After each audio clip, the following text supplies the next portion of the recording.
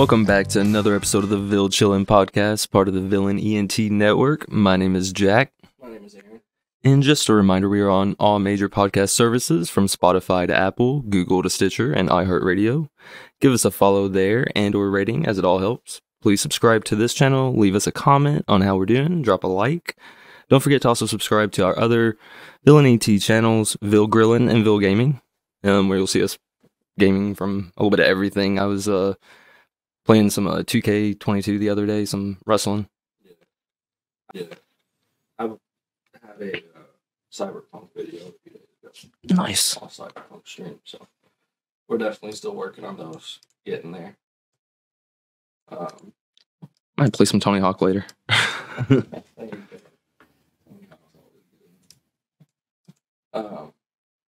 So yeah, welcome back everybody. This episode we're going to be continuing our series on people of Kentucky, and to kind of play on our last episode. If you haven't seen it, spoiler alert, it's on Hunter S. Thompson.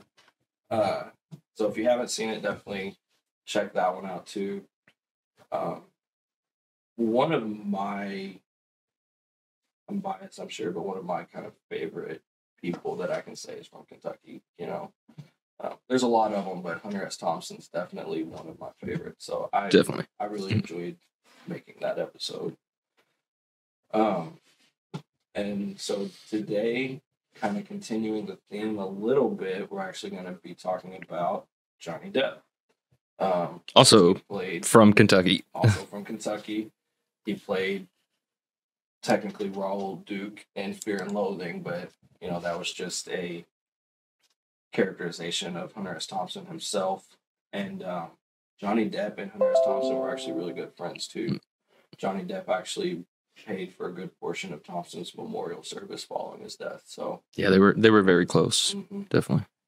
Yes, they were. So just kind of funny how they're both from Kentucky and they end up intertwining that much, like just through their experiences. Right, both very eccentric and yeah, I mean, when you know a little bit about them both, you can definitely... It makes sense. Right, I'm sure the drinking kind of brought them together. It didn't hurt, I'm sure. Definitely. So, while Johnny Depp isn't actually from Louisville, he was born in Owensboro, Kentucky. It's really not too far. It's Owensboro, like a couple hours or something, if that. Mm-hmm. I'm not sure. I haven't frequented Owensboro. But he's the youngest of 4 children. His mother worked as a waitress, and his father was a civil engineer. The family actually moved around a lot, finally settling in Florida in 1970 in the Miramar area.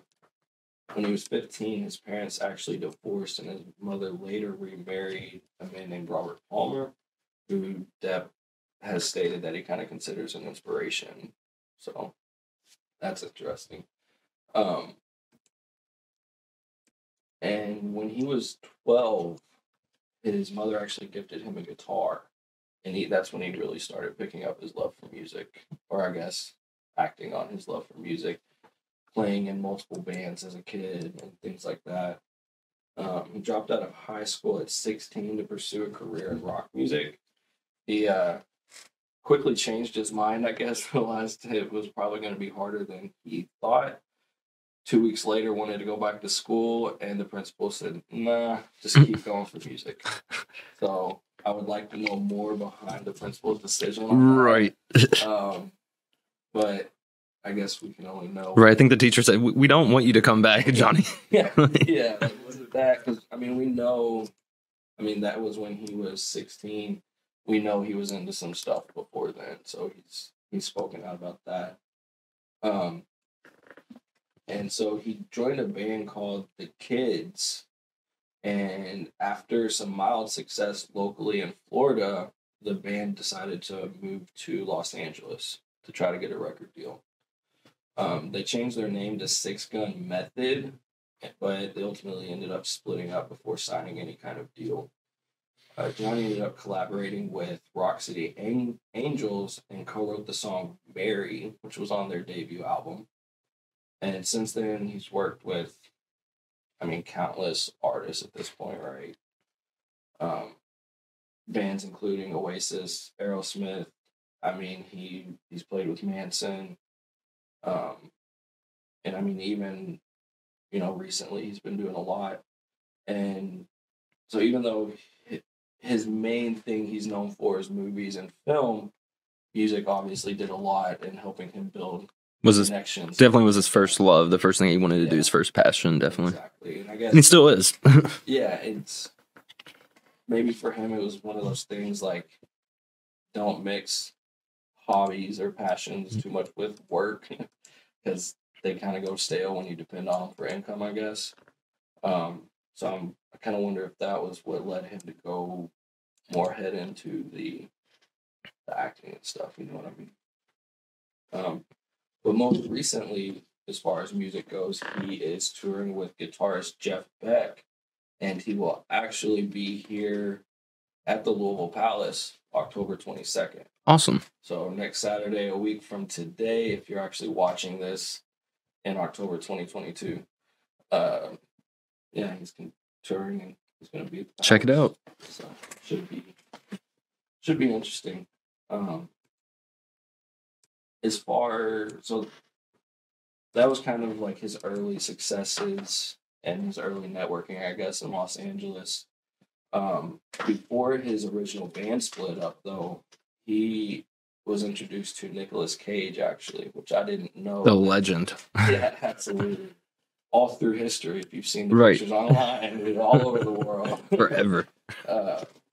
But he met him in 1984, and they became buddies. And Cage actually, it looks like, pushed him to pursue acting. So I just wonder what the real deciding factor was there. I guess like nothing else to lose, band split up, maybe. Right, and I think he had a little bit of money where he could push more towards the music. I think like recording, whether it be solo or get another band together. And I guess with the advice of Nicolas Cage, he put that towards acting lessons, and they definitely paid off. Yes, definitely paid off, and we'll get into that a little more later. So yeah, Cage actually helped him get his audition for A Nightmare on Elm Street. When he played in that, because that was his first appearance really in anything.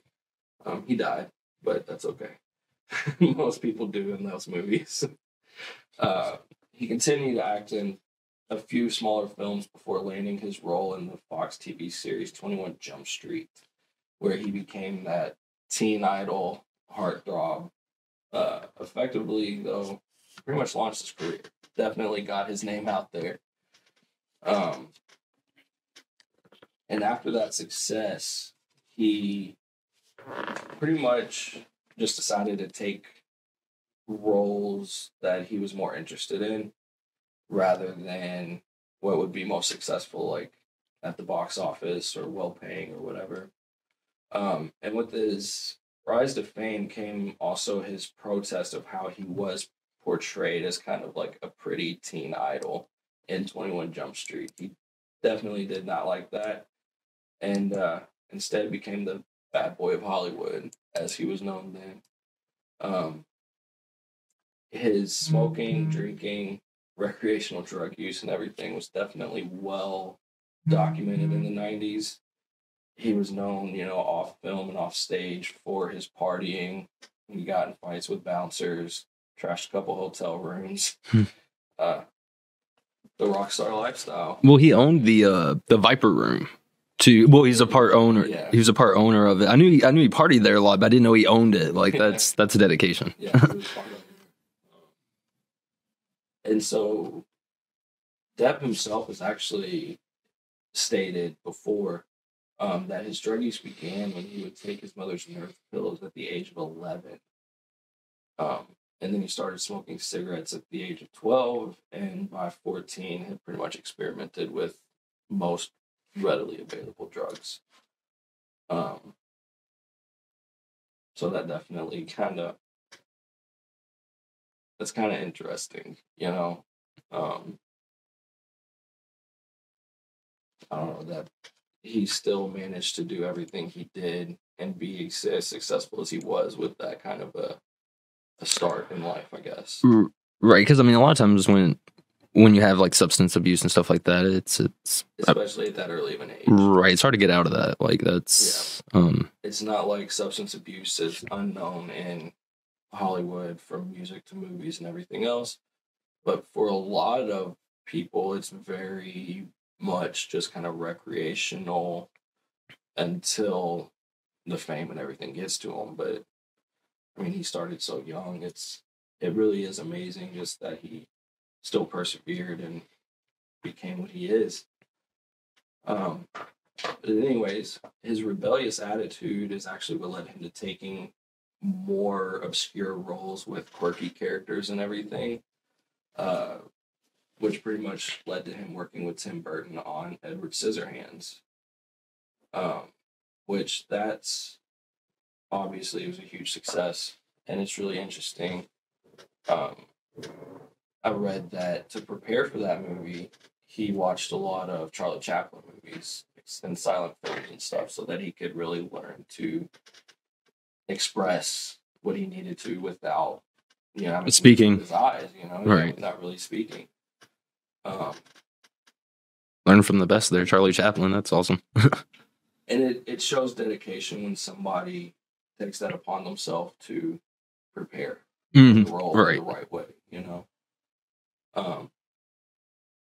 So after that, he continued to, of course, stack up successes, starring in films like Donnie Brasco, Fear and Loathing, which again, if you've made it this far and didn't see the beginning, if you haven't seen our last episode, it's on Hunter S. Thompson. So we talk a good bit about Fear and Loathing there.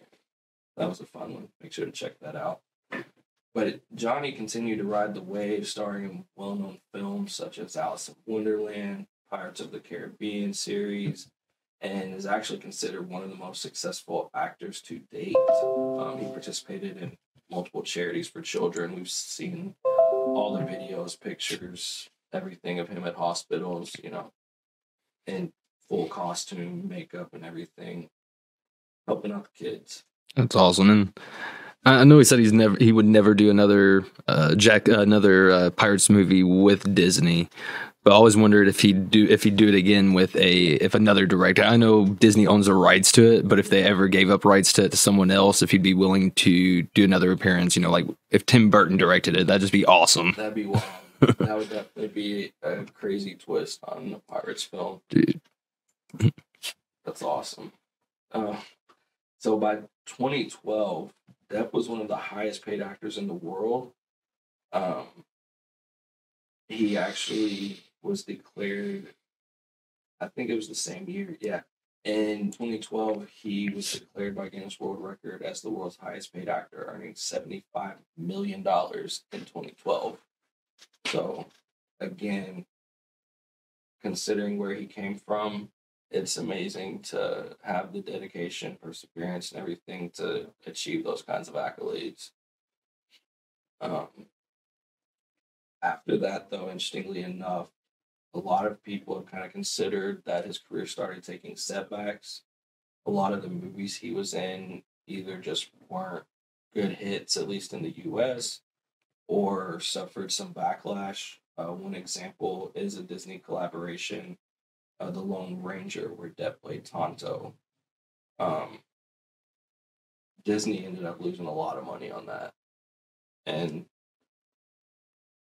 so his career just, to some people, started to decline. To me, at that point, I'm pretty much retired. I don't know about you, but right. His more recent films are definitely not garnering the same attention, but he has not stopped at all. He even has like his own film studio or company, I guess, that he does work with or collaborates with. Like he'll do independent films now too, like smaller budget ones. Foreign films too. I think he's working on like a French movie right now. He appeared, I think it was in Kevin Smith's Tusk. Mm-hmm. That was he's been in a lot. Masterpiece. Yeah, definitely didn't get the attention of some of his other movies, but hey, it's hard to, I guess, do this show and not list off so many of his movies because he's just been in a lot. It's just stayed active. He has an extensive filmography and discography, so you can find that all over the internet. Um, Unfortunately, his most famous recent appearance on TV, though, is of course the news drama between Johnny Depp and Amber Heard. I haven't heard about that. Oh, yeah. Really? Well, you'll have to look it up. We're definitely not going to get too far into that. There was a full 2-month trial. It was worldwide coverage. So feel free to look that up. So It was like nonstop. It was all over the place. It's kind of crazy. But that definitely didn't stop him. Like I said, he's working on movies now. And he's touring with Jeff Beck. So the Louisville Palace October 22nd. Yep, October 22nd, and that's just one stop on a world tour. So World. Yeah, they're world touring. He's won numerous awards, from the Golden Globe Award, Screen Actors Guild Award. He's had several Academy Award nominations. Again, the Guinness World Record as the world's highest paid actor, earning $75 million in 2012. And he's given back too. So a lot of the times you saw him dressed up as Jack Sparrow, going to hospitals and stuff. He wasn't just there entertaining the kids. A lot of times he made donations to the hospitals and everything. He's definitely a philanthropist. Speaking of awards, with Halloween coming up, I'm pretty sure a lot of his characters are some of the top Halloween costumes. Absolutely, dude. The Mad Hatter. Edward Scissorhands. Jack Sparrow, Edward Scissorhands, yeah. Thompson. Right, all those. Sorry, right. Raoul Duke. Can't get it right. Yeah, you see those all the time. And it's because he adds such a character to those characters. You can't imagine anybody else playing them the same. It's almost like Heath Ledger's Joker, Right. No, anybody doing it, not to say they couldn't do it well, but it's not going to be the same character. Exactly. So it's definitely awesome. Another person I'm definitely proud to say is from Kentucky. Definitely a reason he's our second episode. And he's also known for Hollywood Vampires with Alice Cooper, Joe Perry, and one of his friends from his original band, The Kids, that he moved out to LA with. So I have to check them out. Yeah, Hollywood Vampires. And it's Alice Cooper. It's Johnny Depp and Alice Cooper, Joe Perry. Come on. So again, definitely one of the most successful and famous people to come out of Kentucky. There's probably not many people alive right now, definitely not in the U.S., who haven't heard of Johnny Depp. Probably not too many people worldwide who haven't heard of Johnny Depp. So it's just kind of crazy to think that he comes from our humble little state of Kentucky, where most people just think bourbon and derby. We also got Johnny Depp and Hunter S. Thompson. So it'll be interesting to see how his career continues to unfold. Like I said, he's working on a couple films now, I know. And it's just awesome to see. So I don't have anything else. I know that was kind of a quick run through. But do you have anything you want to add? No, I think that covered it. Awesome. We will definitely be continuing this series. So be on the lookout for that. And definitely drop us some comments of people you'd like us to kind of look into and maybe do an episode on. So if you like it even a little bit, please consider subscribing to our channel, dropping us a like or a dislike. It's okay. And again, drop us a comment and let us know what you want to see. With that, as always, be blessed. Bless someone around you. See y'all next time. See you later.